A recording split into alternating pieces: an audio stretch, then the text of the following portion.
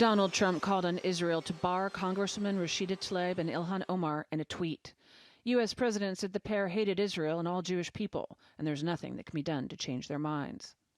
Hours later, Israeli Prime Minister Benjamin Netanyahu did just that, citing the Congresswomen's boycott activities against Israel.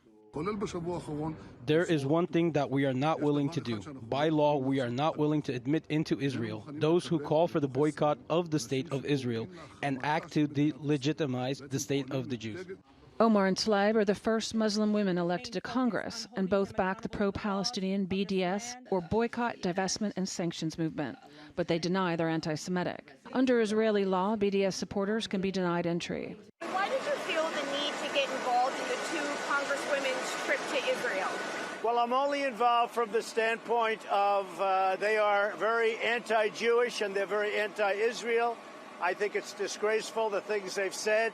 In a statement, Omar called Thursday's decision an affront and an insult to democratic values.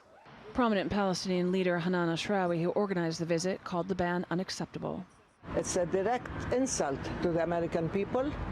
It's a direct insult to the representatives of the American people, and it's a way in which Israel shows that it is a dictatorship that cannot tolerate any criticism, and that it will prevent anybody from interacting with the Palestinian people or seeing the reality of this cruel and illegal occupation on the ground. More than 62 U.S. congressmen and women are traveling to Israel and the occupied territories during the summer recess. Tlaib and Omar were supposed to embark on a 7-day trip this weekend and had planned to visit Jerusalem and the West Bank. The trip was also to be a personal one for Tlaib. She planned to visit her family, including her grandmother, who lives in a Palestinian village. It is an unfair decision. Rashida is Palestinian. She is originally from Palestine. Her grandfather and father are originally from Palestine. She wanted to visit her country of Palestine. She wanted to visit her family and relatives. It is unfair that Rashida is banned from visiting Palestine.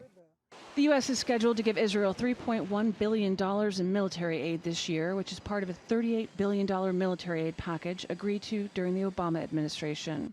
But it's feared Trump's rhetoric, amid the growing backlash from prominent Democrats and Jewish groups, could erode bipartisan support for Israel in Congress.